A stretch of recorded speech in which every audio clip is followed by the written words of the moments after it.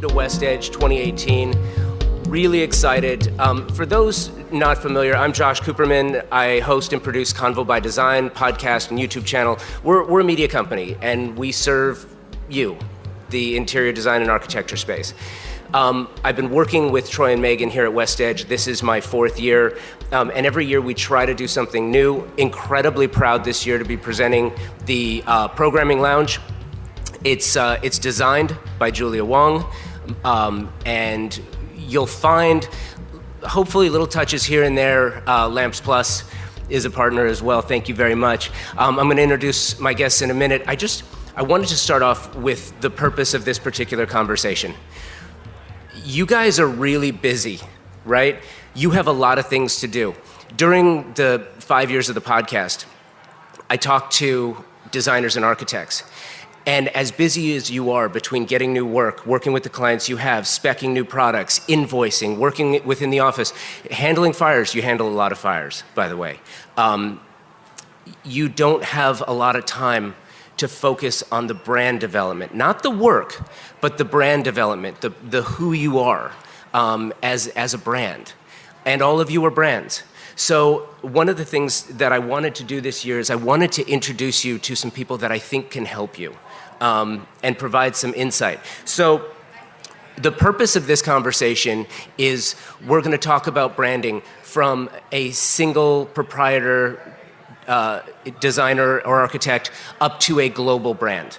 And I want to, first of all, thank the guests that we have here for coming, and I want to introduce you to them. First up is Lori Dennis. So Lori is a speaker, best-selling author, and star of HGTV's The Real Designing Women. Her firm specializes in luxury, high-end interior architecture, and healthy living. Lori has been on the podcast a couple of times. We've known each other for years, and I absolutely love talking to her, and I think you're going to like hearing what she has to say. Opposite Lori is Yvette Serrano. Yvette is Senior Public Relations and Social Media Manager for Lamps Plus, the nation's largest specialty lighting retailer. She oversees influencer marketing, social media, charity partnerships, events, and TV production, TV product integration, rather. And next to her, we've got Nick Gawith. Nick is VP and Senior Group Creative Director at Publicis Sapiens LA office, serves as the creative lead for one of its largest accounts, which is Samsung. With more than 15 years of creative leadership experience, he provides strategic creative art and design direction to the agency across brand and commerce capabilities. So what we have here is 3 people who handle brands in a very different way. So welcome, thank you guys for coming out. Lori, I want to start this off. Lori, you and I have spoken on numerous occasions, and I love your story. And I'm hoping that, having shared it with me, you can share it with them that design was not your first career. And so when you approached that business, it was a passion, a love of yours, sort of how you approached it with a brand first mentality. Hi, everybody. I'm so excited to sit next to these guys, too, because I'm always learning. So if you have any questions about anything and it's unclear, you can definitely get in touch with me, LoriDennis.com, and I'll be happy to go into it further because we have so much time here. But I was in finance first, and I found that every single dime that I had was going into buying single-family homes and apartment buildings and renovating them. And that was truly my love my entire life. So when I decided I was going to take the leap and become an interior designer, I went and decided to differentiate myself by going to school and actually getting a degree. Don't know if you need it or not, but in the end, from UCLA. And then I thought, okay, there's, maybe 2,500 interior designers who are pretty darn qualified and talented in the Los Angeles area at that time. Maybe more. How do I differentiate myself? So the first thing I did to come at it from a brand perspective is pick something that was unique and authentic to me, which was a story about longevity and sustainability. And I decided that would be my platform and how I was going to be special, unique, and different from everyone else. And so our brand is all about sustainability and longevity. And these are threads that run throughout our interior design, construction, and media businesses. Everything or I would say the most paramount thing in our business is respect for the environment and human health, and everything that we either build, sell, buy, or reuse of people in their environments is something that is of quality and value and is meant to last. And then everything in our business supports that message. We wrote a book called Green Interior Design to make ourselves the category killer. We do a lot of video for film and television. We speak in public events and on panels like this. We have other people writing about us. We take all of that information, we document it, and then we recirculate it across all social. Before it wasn't social, before it was how you would put your, when I got started, a package together and send it off to editors. They were the people who would the gatekeepers who would decide who got to see what about you. And make sure that every single thing that you put out there speaks back to the brand, the longevity and the sustainability, and who we are. And I think part of that, and this is why it's sort of a good transition, is Lori is also a brand ambassador for Lamps Plus. And it's a great partnership, it's a great program. So Yvette, I'm just curious, from your perspective and that of a major retailer, what do you try to do to integrate and engage with the design community, and how does that work with the brand as a brand itself? You know what I mean? Like, how do you try to represent the design industry working with individual influencers? Hi, everyone. So that's a good question. We have our pros program. That's our trade program that is specifically for interior designers, contractors, builders. And so that's really our biggest way where we are an asset and a resource to interior designers. On the branding side, like you said, we do have all these partnerships. We're a sponsor here at WestEdge. We have brand ambassadors like Lori, who are out in the community, have their ears on the ground, and are knowing what is trending. They can come back and help us be more relevant to what the consumers want to see. And as a retailer, that's always an issue, because how are we connecting with all these different segments and all these different audiences? So we really need to have the insights of people who are actually doing the interior design and are out there and using our products, right? Lori has so many projects where she's done homes of all sizes with our product, and that's great to see. And for us, we turn that back into tips. We turn that back into videos. If you go to lampsplus.com, you'll see a buying guide in every single category. We take the actual data from our customers on our website, and we make videos for you to understand. And so if you're having a client who is asking you questions, it's very easy to come to the site and pull that data. And so it's kind of 360, as you said. As a brand, we pull in brand ambassadors, we pull in our data, and we try to go out and have this design for all mentality. And I think from there, Nick, it's interesting for you at Sapient Razorfish. Your client that you have the most engagement with is Samsung. I would imagine there's a lot of layers, but at the same time, the goal is still the same. How do you approach it? Yeah, Hello. Yes.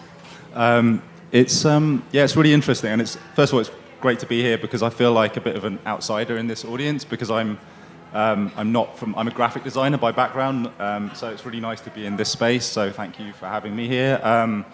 It's cool to be listening to my co-panelists here, because the interesting thing to me about where branding and self-branding is heading these days is that it's become almost the pursuit of the individual.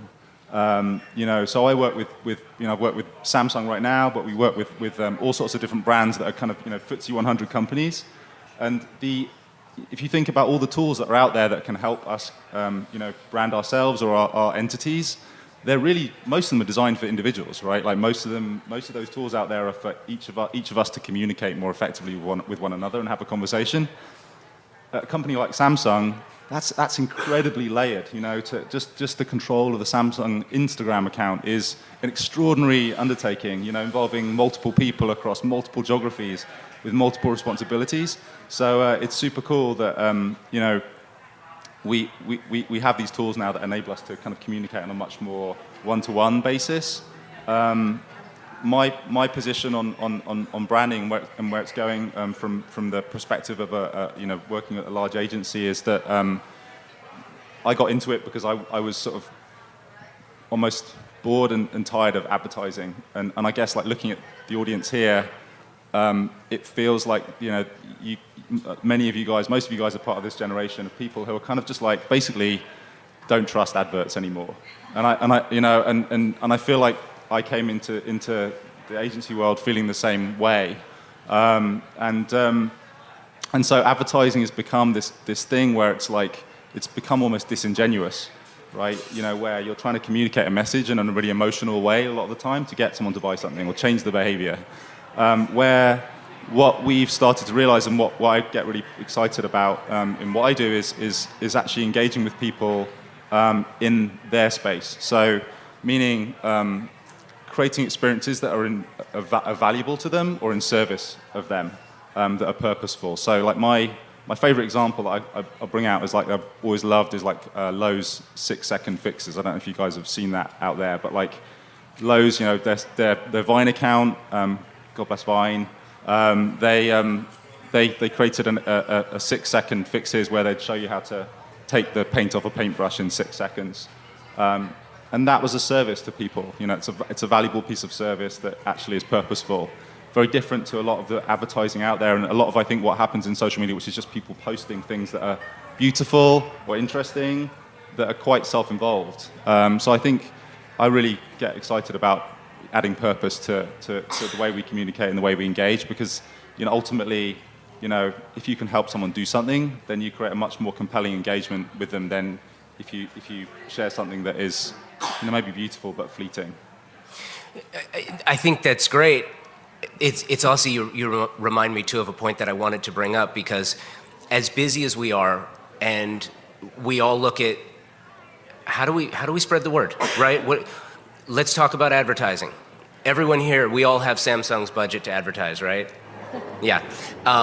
It's tough, but even, you know, for that company with that brand, they're competing against others that have similar assets and similar war chests. So, you know, the question is, how do we differentiate? And I think advertising has become, we don't really trust it the way that we did, to your point.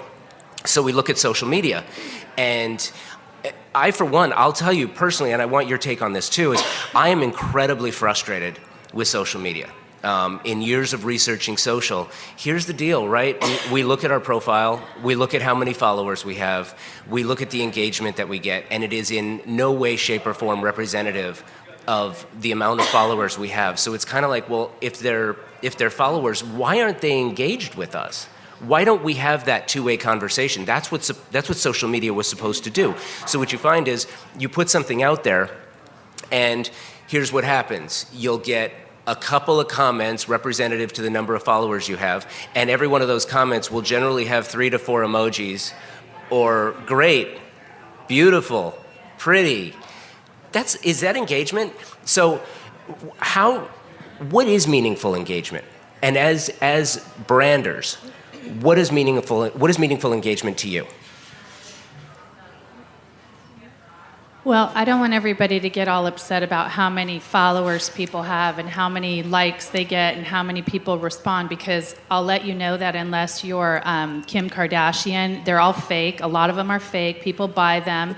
It's really easy to up your numbers and your comments and your engagement. So don't pay attention to any of that. I think that it's better to have 50 people who really care about what you're doing and are engaged in what you're doing, and engage with you offline, or really give you more than just a smiley face, than 800,000 people who really don't care and are not going to do anything for you, and you're not going to do anything for them outside of them just scrolling through quickly and tapping. So, you know, and don't get upset that people don't engage either, because not everybody is, you know, you might be the kind of person who likes to be on stage and share your message, and other people just, they just want to watch. So you could have a lot more engagement than you actually think you do. And that could result in things where people never made a comment and never liked anything, but then they hire you for a project, which has happened to me. And you're like, whoa, you're watching me? And they're like, we're all watching you. And that was the Vintage Club. It's the #1 private club in North America. They're in Palm Springs. And they hired us to come do their project. They have 500 members who are, like, one of them is, what's his name, Bill Gates. And so don't worry so much if they're having a conversation with you. I love what you said, and I think I'm going to change the way that I'm doing things, and maybe stop talking so much about what I'm doing and about how I can help others. See, I told you I would learn from these people. And offer some more 6-second ideas for people to learn more. So I think if you're doing that, you are really engaging. They're just not maybe taking the time to express themselves and put themselves out there as much.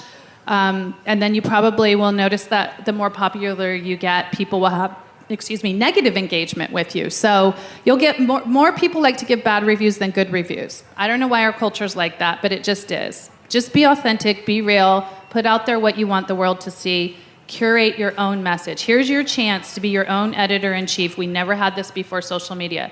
It's a pain in the ass. It takes a lot of time. It's like, oh, now I got to do this too. But it's your chance to be your own editor and share your very special message, and none of the garbage you don't want people to see, and just do it. And if they engage, great. And if they don't worry about it. That's my message about engagement. I think that's awesome. And Nick, just for a second, back to you. With regard to the social, so you're creating campaigns, and then you're sort of looking at the company to push the campaigns and to get that engagement, to measure the engagement, to respond back to you. In your experience, you know, what is working? What is not working? What have you seen that's trending that you think has greater potential with regard? Because, like, I think that 6-second example is brilliant. It's genius. What else do you see? I mean, I'm going to kind of say what Laurie already said, I think. Yeah. I think that it comes back to, like, what is successful for you. So if you have a really clear purpose and a niche that is all you, and that's what you do, then do that.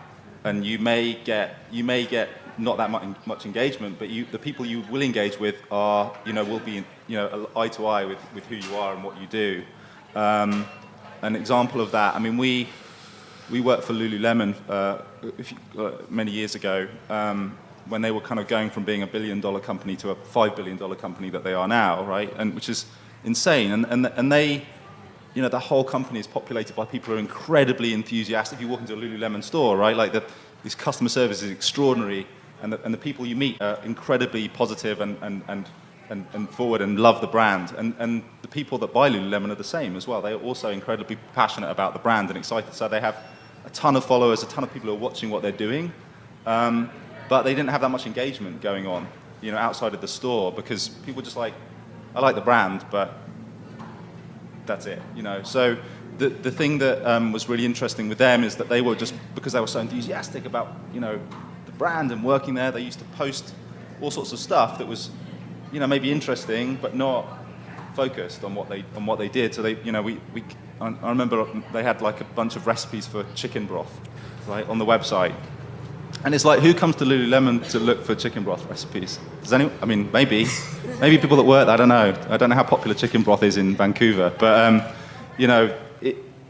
that's a great example, I think, of where you've got to like stay true to who you are, whether you're a $5 billion company or a one-person entity, and be very purposeful about what you put out there. And I think, to answer your question about what works, I think it then is about exploring. That's the other great thing about all the channels we have available to us now is you can experiment, And, I think sometimes people are fearful of that because, they're worried about like backlash and stuff. But honestly, like, just put things out there. I mean, we do that all the time. We do lots of we have lots of relationships where we post all the time for companies, we just explore things, and some things fail spectacularly, but some things you find, it's like working on a comedy routine. Some jokes aren't going to land, but if you change it slightly to the left or the right, then actually you might work for this audience. So that's what we do. It's no different to anyone else, but always on purpose. And sometimes a spectacular failure can be remarkable. Something that you both have talked about thus far, which I think is awesome, is the concept of authenticity.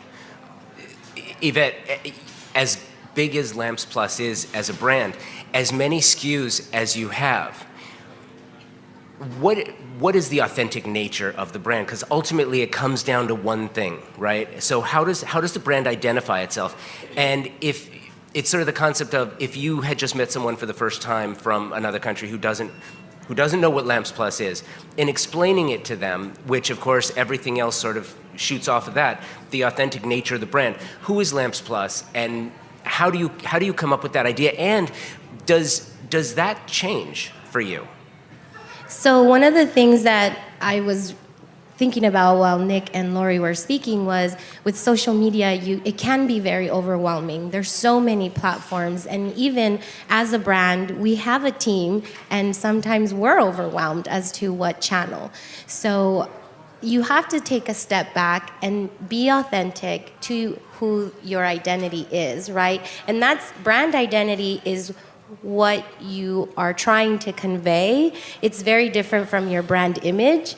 So take a step back, see what your key messages are, right? Everybody wants to have those 3 nuggets. For us, we're family owned, we design and manufacture our own product, and we've been around for over 40 years. You will see that over and over and over across all of our creative, on our social channels, and you can see it in the relationships we have as well. The charities we partner with, the TV shows that we want to be a part of. And so taking a step back and just knowing what those key messages are for you will kind of help you with that editorial calendar, and say, specifically to Instagram, where you're looking at all these photos and you want your feed to look beautiful. Take a step back and say, what am I showing? Is every 12th photo a picture of my dog? And now I volunteer at a rescue mission. Now when people think of me, they say, Lori loves dogs. Or every 10th photo is you with your baby and you're a new mom. So you kind of can curate your channels to your interests, but also showing your identity. I think one thing to add to that as well, I think it's really important I think we've been talking so far about being true to what the brand is, and putting the brand out there, or who you are as an individual out there. I think it's really important as well to think about who you're targeting. So, we have like data scientists and analytics people, and all of those people who are like, their full-time job is understanding the audience and like profiling them perfectly. But if you're a one-person entity, like, the tools are out there. Like Google Analytics is an amazing tool. Like, there are things that even for the likes of me, who's, I'm actually really a technophobe, but I can operate those tools and understand. And so, especially with social, like, you can really go out there and understand who's looking at what you post, and get real-time feedback. But moreover, I think it's really important. Like, one of the exercises we always do, whether we're making something for social or other digital channels, is to really like develop personas around the audience we're going after. So, persona meaning like literally you're creating an identity that you're going after. What's their name? Who are they? What are they interested in? What other channels are they on? What do they read? What do they watch on telly? All of those things that can help you put yourself in the audience's shoes. Because you've got to remember, it's a two-way thing. Otherwise, we come back to kind of like advertising, where it's like, Nike has a great purpose, right? And like 20 years ago, their purpose was, it's just, one-to-many communication. Like Apple have kind of gone the same way. Like they actually have like a real issue today with like communicating one-to-one, because they're really good at doing one-to-many huge, beautiful TV spots, right? But you've got to kind of come at it from the other way as well. Like, think about who your audience is, really profile them and meet them where they are, go to the places they're at, so that you can engage with them more meaningfully. Let's explore that a little bit more, because something that you've heard so far, right? You've heard that you're, I don't want to say masters of your own domain, but you're publishers, You are. If you have social media, if you have a website, if you have any content that you push at all, guess what? You're a publisher. What any publisher will tell you, and I can tell you this from experience, is you have to have an editorial calendar. You have to have a plan. You have to decide. Otherwise, it's just a series of beautiful pictures, one after the other, and you're not really telling your story, you're telling somebody else's story. So I think, for me, in my own experience, quality editorial, the editorial that I've received the most in numbers, the greatest in quality of engagement, has come from moments. It's moments. It's things that have happened. And I'll tell you straight up, WestEdge for me, I know, I've been working with Troy and Megan on WestEdge every year for the last 4 years through Convo by Design. WestEdge presents an opportunity for moments for the next 3 days for me. I encourage you, and it's not a plug, but I encourage you because I believe in what I'm saying. Go to Convo by Design, download the podcast. Over the next 2 months, you'll be hearing conversations like this and others. These are my moments. These are the moments that I'm looking for. And I would encourage you as publishers as well, because you are, to find those moments along those lines. From your one thing to add to that Yeah. as well. It's interesting. Like, publishing is a really interesting word, I think. Like, and not to get too philosophical about it, but I would also think about, or encourage people to think about, like, the idea of, like, you're not really a publisher, you're a participant, right? Like, if you believe in a subject, like if you believe in sustainability, Laurie has a great practice around that. Like, that's a conversation, right? So you are a participant in that conversation.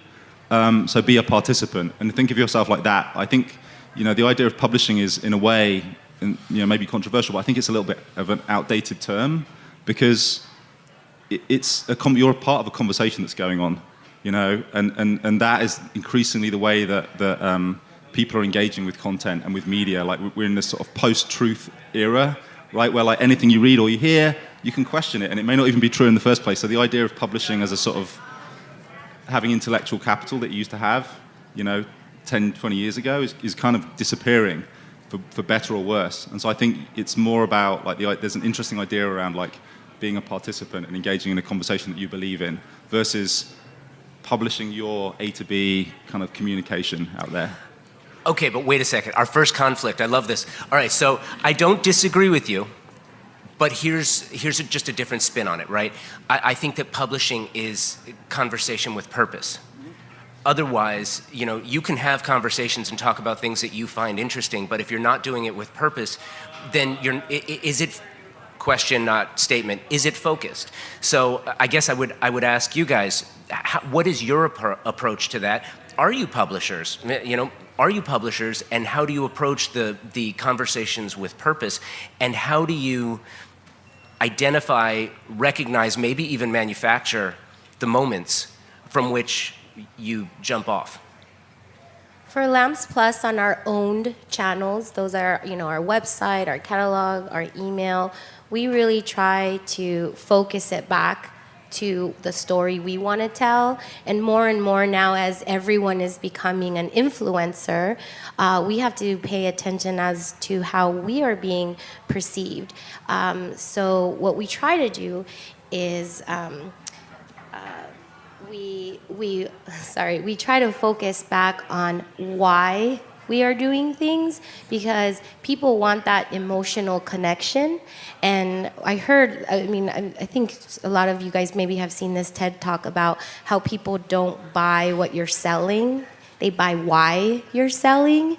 And so on our feeds, we try to show that inspiration. We try to show how you can get beautiful lighting, or how you can attain this look, right, within the Lamps Plus forum.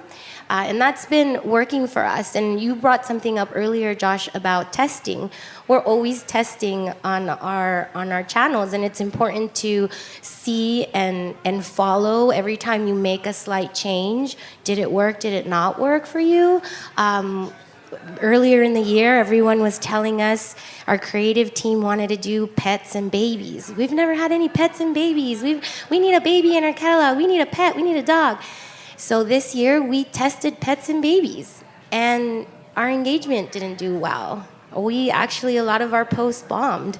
So what did that tell us? We had to go back and evaluate our strategy. And even though all the pets and babies are so cute, that's not our audience. Our audience loves luxe, glam. We put 2 crystal table lamps on a mirrored buffet table. Oh, they'll eat it up. 2,000 likes. We'll put a cute puppy with a cute lamb. 200 likes. So we gotta be evolving on that. I think that that's incredibly valuable information, because it's funny. I coach girls' youth soccer, and I will tell the players all the time, go out and make every single mistake you can. Just don't make the same one twice, right?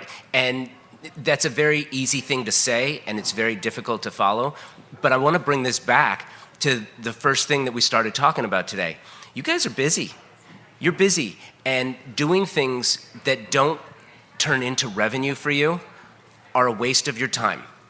And one thing that I would love for you to leave with from here is, if you do something on social or otherwise, have a mechanism in place for testing it. Because if you don't, you're not going to know if it worked or not. If you get a ton of likes, that's great. Did it turn into engagement? If you get paid on likes, then maybe that works for you. But if you get likes and no other engagement, maybe it doesn't work for you. So I think that's sort of the next thing I wanted to talk about, is the mechanism and employment of testing and procedures. So, Lori, how do you know if it works? You had a question for us as well. I don't know is the answer, truthfully. And it sounds like sometimes Lamps Plus, who has many more zeros in their budget for advertising than I do, sometimes doesn't know. And I bet Nick probably doesn't always know. It's just, the question that you asked us was, how do you make a video go viral? And I have no idea. And how do you do the testing and know exactly what you're doing right and wrong? I have no idea. I'm not about hitting a home run. Again, I'm going to go back to my authenticity and to my brand. That's about longevity. I want to get singles every time. Slow and steady wins the race for me. If I keep on putting up information on my blog and doing interviews and making partnerships with people who care about the same things that I care about, and I keep promoting that stuff out on these social channels, I get people who hire me.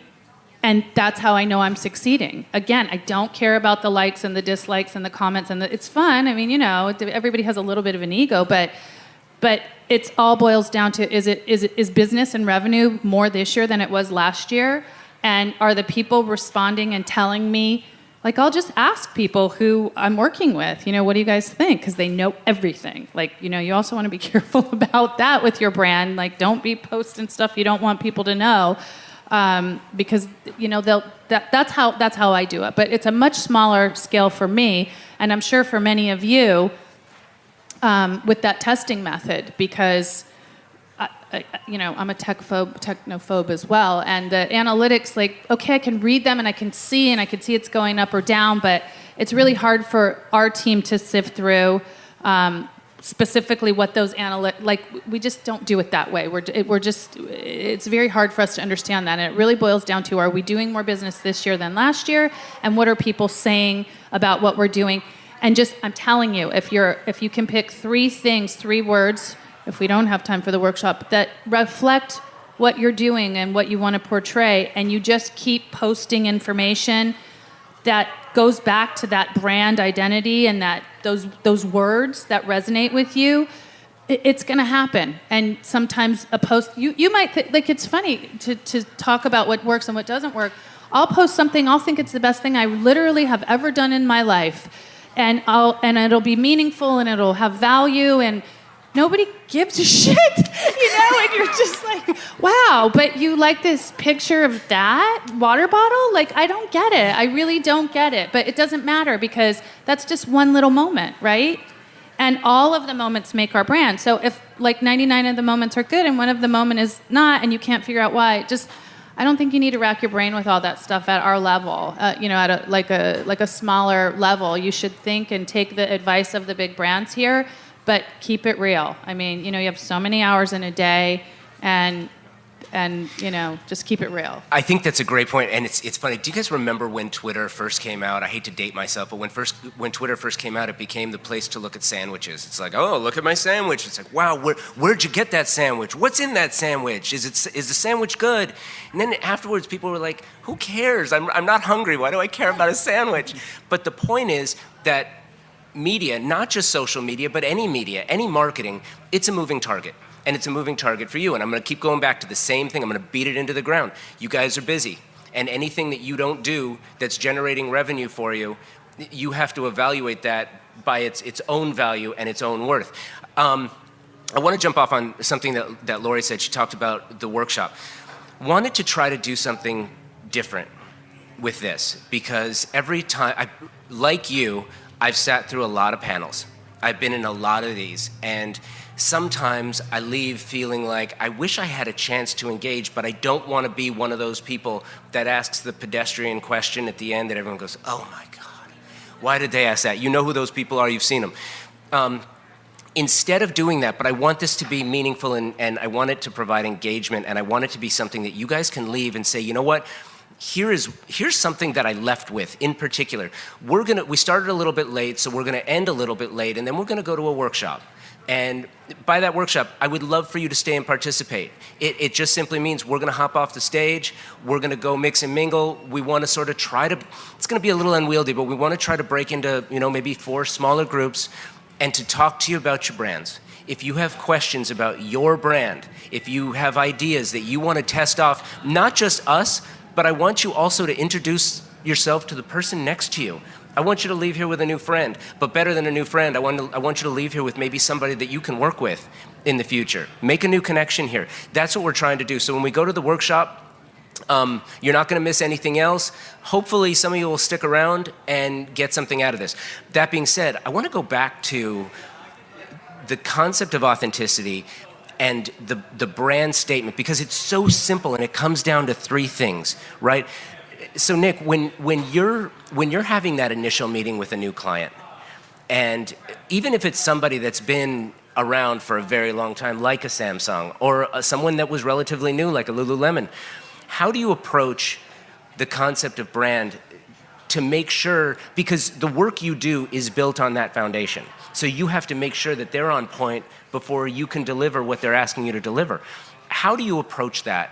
And the concept of brand statement, and that's something that while we're talking, maybe you guys can think about your own brand statement and what your 3 things are, so we can talk about it when we're done. But Nick, how do you approach that? Yeah, I mean, it's quite, for us, a lot of the time that is in place, depending on who the client is, like Samsung have, reams and reams of material that tells us who they are and why they exist. But it's kind of interesting. Oftentimes, kind of coming back to that point of like, there's a bit of conflation between the idea of like communication tools and like why do you exist? So a lot of our clients have all the communication tools. So we say, oh hey, how you doing? Like, what material do you have that tells us about you? And they send us the brand guidelines.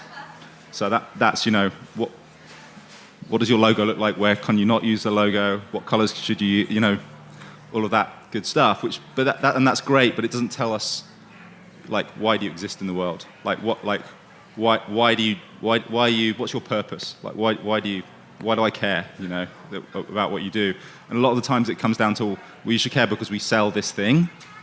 But I think increasingly it's flipping to like that, bigger purpose behind what it is that you do. What conversation are you participating in? So that's typically the first, if it's not in place, that's the first conversation we have.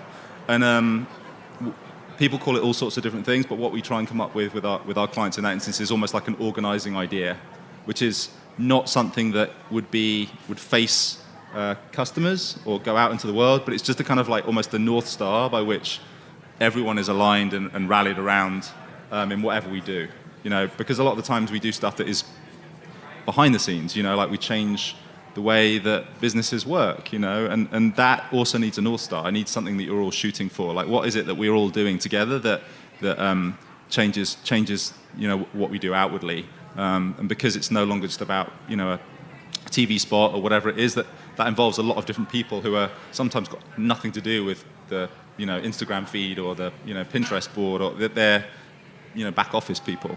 So we have to have that kind of like purpose, because it just influences everything that then goes out into the world, and really codify that with our clients. Can I ask a question to the audience? Yeah. How many of you in the audience feel very confident about your brand message and that what you're putting out into the world is what you're actually putting out into the world? Okay, almost no one. I mean, Okay, like, so because maybe 5. Congratulations to those of you. because we're a podcast and people are going to be listening to this and not seeing it, what would you say about About 5 people raised your hands. and 5 in a that's- room of 100, 5%? That's great. So do you want to know what the difference is between the people who have it and the people who don't? It's just merely sitting down and writing those things that matter to you and then deciding to put them out there. So now let me ask, how many people here feel like they just really just don't have the time to do something like that because they're overwhelmed with everything else that they're doing? Okay, more hands went up. Maybe like, I suspect that probably a few people didn't put their hands up. I mean, everybody feels like they don't have time, but I bet every single person that put their hand up has 1 extra hour every week that they could stop watching a Netflix episode.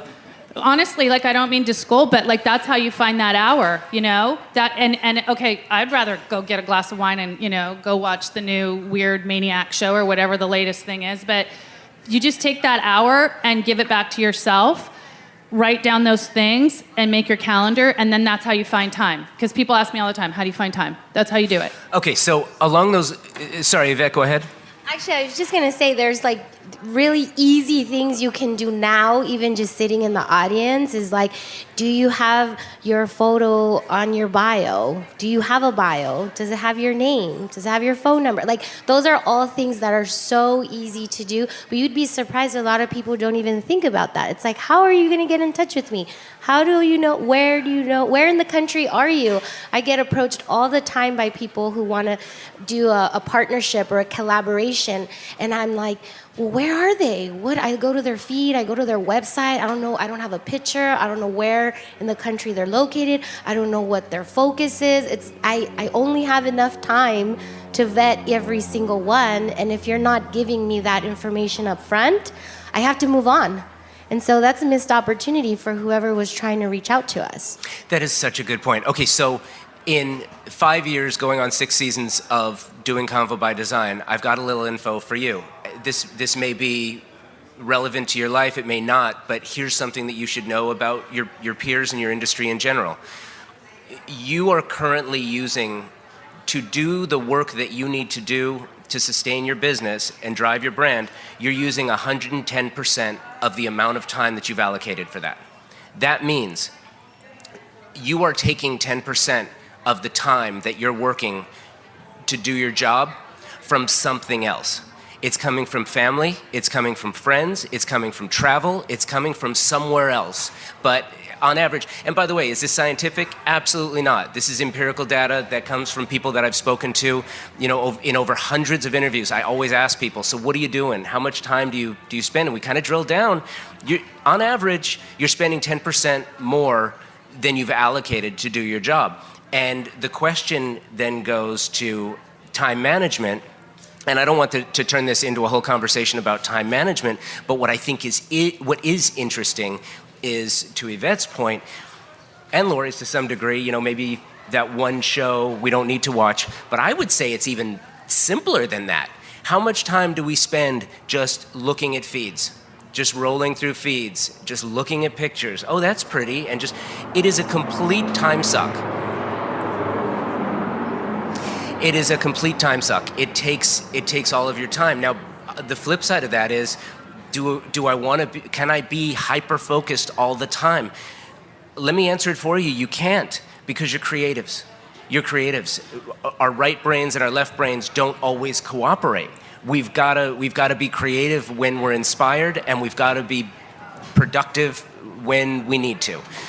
So this one goes to Nick, because I think you're a primary stakeholder in the marketing efforts and the brand direction of the companies that you work with, but they're not your companies.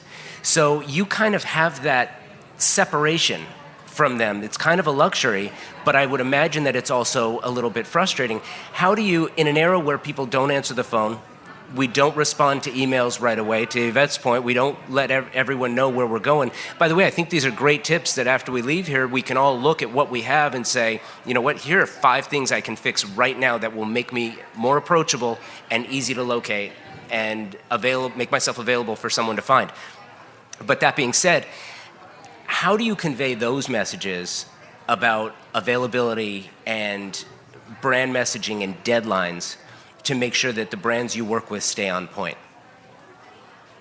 It's a great question. I wish I had the answer to it that's resolved everything. I mean, we tend to, again, like I feel both envious of everyone here because you have the flexibility to a bit more flexibility than we have, but also, you know, feel smug because we have, you know, people whose job it is to organize programmatically how we engage with our clients and keep us on schedule.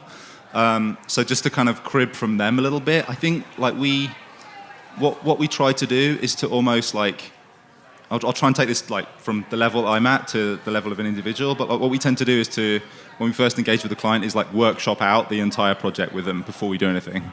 So we're like, here's a workshop with 30 people in it that all have different interests. Here's what we need to achieve. Do we agree on that?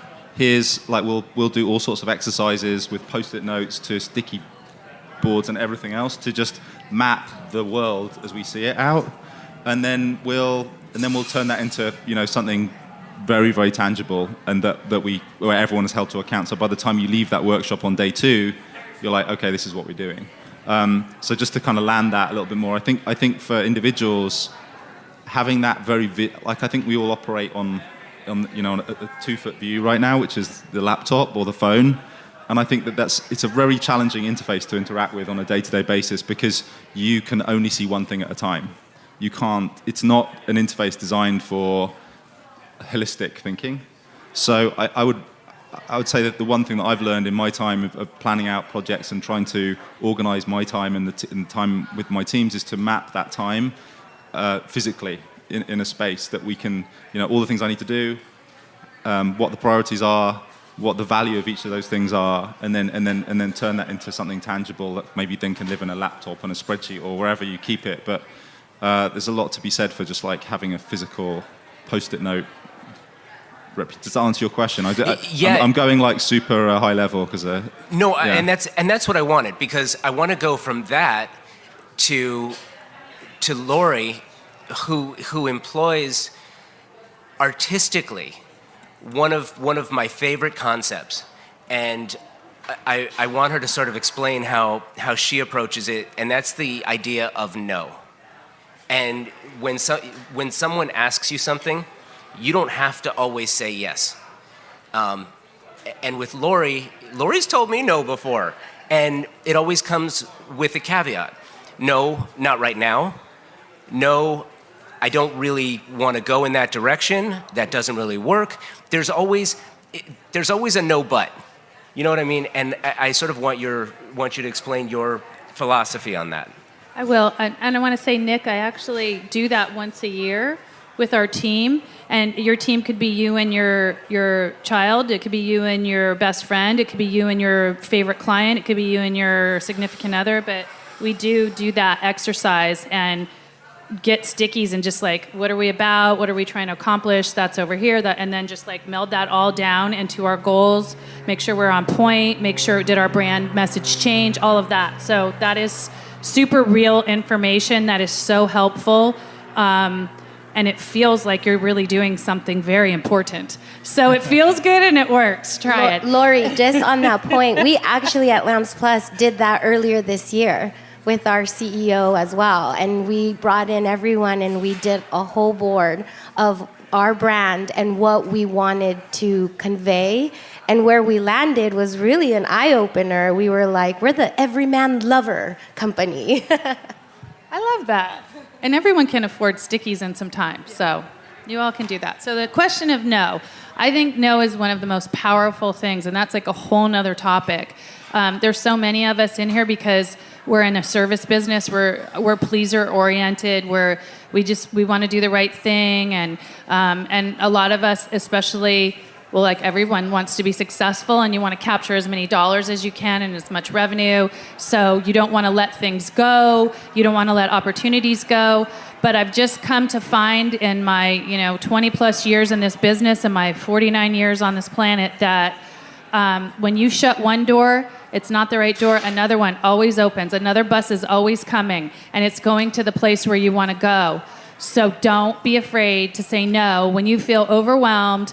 When you feel like something's off, they call it a gut reaction for a reason. Say no and just wait for the next better thing to come. And if somebody says no to you, which sucks sometimes, remember that rejection is protection, and it's the same thing in the other direction. Ooh, that all rhymes. I like that.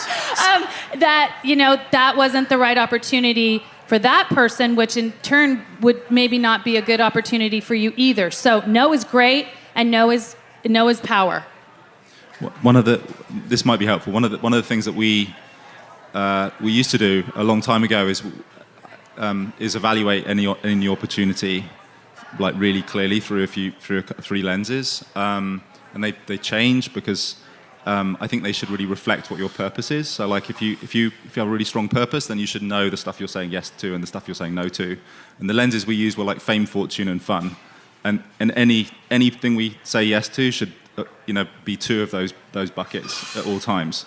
If you're just doing stuff for fortune, then it's probably not working. If you're doing it for both, fortune and fun, it's probably awesome. So that's brilliant. Yeah. So two of the three, if it hits 2 of the 3 points, then it's a preliminary go. Yeah, depending on what if your purpose is those 3 things, then great, you can do it. But it's just you just landed everything in a really simple way, because invariably a lot of the asks we get are really complicated, and like it's hard to sometimes extract yourself from the weeds of like what the ask is, whether it's a new design project or whatever it might be. It's hard to sometimes like emotionally get to a sort of left brain right brain balance, and I think that model really helped us a long time ago when we were evaluating inbound opportunities.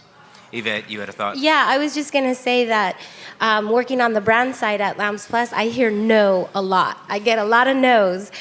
Even for WestEdge, I've been wanting to have Lamps Plus be a sponsor and have a booth and have all this, but I get a lot of no's. But the part that is fantastic is when you get a yes. And it just makes me so appreciative of those opportunities. And you know what? Maybe those no's wasn't a good fit for us at that time, and now we are here and we are taking advantage of the opportunity. One follow-up to that, because I think you're the perfect person to ask this question. Because you have a brand ambassador program, because you work with so many brand ambassadors, because you reach, the ones that you work with aren't necessarily just the ones that you contact. You vet people all the time. I want to hear the good, the bad, and the ugly with regard to that. No, it's important because you know what?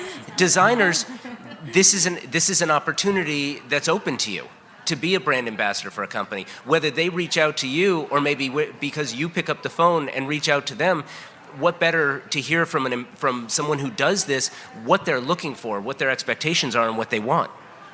So our brand ambassador program was just launched this year. We work with 5 for the year, and as we mentioned, Lori is one of them. They are the ones who get full access to the company. They've come in, they've had the tour, they've met with our CEO. We take them to meet media, so they're really an extension of the Lamps Plus family. Secondary, or another program that we have is our influencer marketing program, and that's where I work with tons of interior designers, bloggers, influencers just from across the country and Canada as well, and they're just looking for a partnership. They want content just like us, and as I mentioned earlier, we get requests all the time, and we're a very lean team. So when you approach a brand, you gotta do a little bit of your homework. You gotta tell us what the project is, what you can do, and how your timeline, your deadline. if we have to come back over and over to one person, we probably will pass, because as you said, it's like a gut feeling. There's sometimes where on our team we're like, oh, I don't know if we should do it. Okay, let's try it. And it's always bad. It's just always, we've got, just a mess on our hands. So that's really important to trust that gut feeling. I mean, there are a lot of stories. I've been at Lamps Plus for 6 years, and we have worked with so many. But for the most part, there's a very short list of people that we will not work with. We for the most part, want to work with everyone as much as we can, as much as we have bandwidth for and budget for. So we're running out of time here, so we're going to wrap it up a little bit. But the one thing that I wanted to do before we go is, so WestEdge every year falls in October.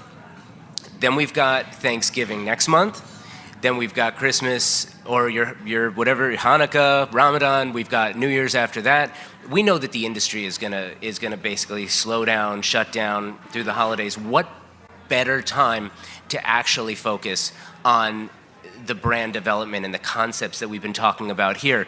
And I will tell you, I am guilty of being like, hey, I got plenty of time. I'll get to that later, and then I run out of time as well.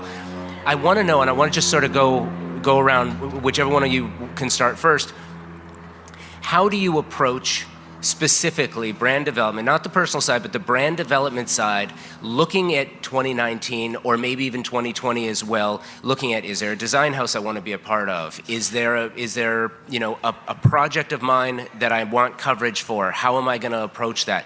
How do you look from a brand development standpoint, from an execution standpoint, at a short-term, mid-term, and long-range timeline horizon? How do you approach that? Lori, I can start with you.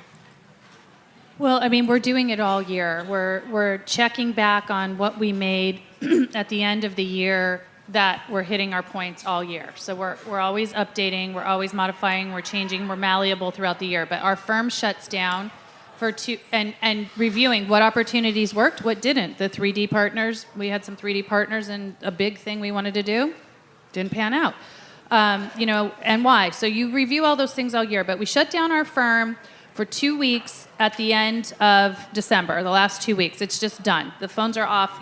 We're not doing anything. No trades are working anyway. And that's the time when we go on our separate ways, and really, I ask everybody to, refresh, rejuvenate, do your own thing, be with your families, but to really start thinking about those things. And we come back together and we do the powwow room, where we put everything out and we know what's going to be go time for that year. We do one not for 2 years out, but for about 5 years out.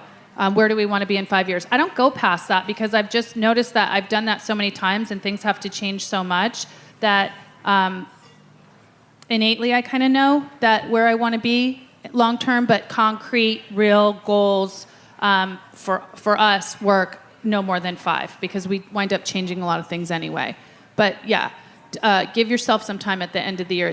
It's the best time to reflect. And it shouldn't, I know a lot of people dread doing that. Like my husband, he runs all the construction, and now he's getting really into media as well. And he just he thinks of it as he's since changed his thinking, but he thinks of it as a chore and a bummer. Like, oh, I got to do this instead of something I want to do. And I said, this is the most empowering, wonderful thing to give yourself this time, when you don't have to think about other people you need to take care of, and to decide, what do you want to do and how do you want to do it? And if you guys own your own businesses and you're stewards of your own life, you're writing really the script, you should never be in a situation for very long. I know for a few minutes you can cry and be upset, but you should never be in a situation where you're like, I hate this sucks, I don't want to do this, because change it, just sit down and change it. And I think that's great advice at the end of the year, when things slow down, to look at that and to engage that. And if you're afraid, good, because being scared and getting into a weird place and doing something different means that you're succeeding and you're growing, and you're going to do even better in the following year. And just embrace it and look forward to it. And I think that you'll find that you really enjoy it, and even if you don't, you're at least benefiting from it. Yvette? I wish I could say we have this very sophisticating brand strategy session, but our planning starts now. We're for 2019 in October. And it's very simple for us. We look at the calendar and we focus on all the events that are happening, where we want to be at, where we want to make a difference. But before that, we take a step back and we're like, who are the audiences we want to reach? So for us, we want to definitely reach consumers, right? Because we're a retailer. But we also want to reach designers, and we also want to reach media. And so we bring in our different partners. We have our PR agency that's great, that helps us brainstorm big ideas, big communication strategies. We brainstorm with our social media. I mean, we were just brainstorming a few weeks ago because there's like all these hashtag holidays, and now every day is like national this day and national that day, and it's like, well, do we got to be part of that? And it's like, we want to be part of. We want to be part of National Donut Day, right? Like, that's a fun holiday to be part of. So we got to scale it back because we can also be at all these different events. So again, it's very simple for us. We look at the calendar, we see those audiences where we want to be, we see the message that we want to say to each of those, and then what makes sense for us. Does it make sense for us to be there? And we'll pitch it. That's super reassuring to know that a brand that, is the number one retailer for lighting in the country, which means that there's millions or billions of dollars of stuff going on there, is doing things exactly the same way that we're doing things. So I just imitate people who are successful when I don't know what to do. So do that. Nick, anything to add there? I mean, I think it's the same, to further reassure Laurie. I think it's the same. It's like, for every agency in the world, every big company in the world, they'll be doing, we do account planning at this time of year, Q4. And so we're looking to map out who our clients are, how they feel about us. Are they, lukewarm? Do they hate us? Do they love us? Who are those people? Where are the budgets? Who can pay for us? What the opportunities are. We'll also get into exactly as Yvette said, the content planning. So how do we what are the cultural events going on? What are the local events going on? What are partnerships that we might engage with? All of those kind of things that we can map out through the year, and then kind of, I guess, lastly, which is maybe less relevant for here, but we'll map out what does that look like from a kind of staffing, who do we need to enact that. So it's the same thing, it's just on a different, slightly different kind of scale. Yeah. So you guys are operating on the same basic plane as Samsung, I think, is you're doing the exact same thing that everybody's doing. You're doing the right things, and it starts with being here. By the way, so thank you. You guys, you have a choice with your time. Your time is very valuable. It's the most valuable thing you have that you can't make more of, and you chose to be here with us for a little while. Thank you. Thank you very much. Thank you to Yvette from Lamps Plus, with Nick Gawith from Publicis Sapient, and Laurie Dennis from Laurie Dennis Interiors, and for ASID for presenting.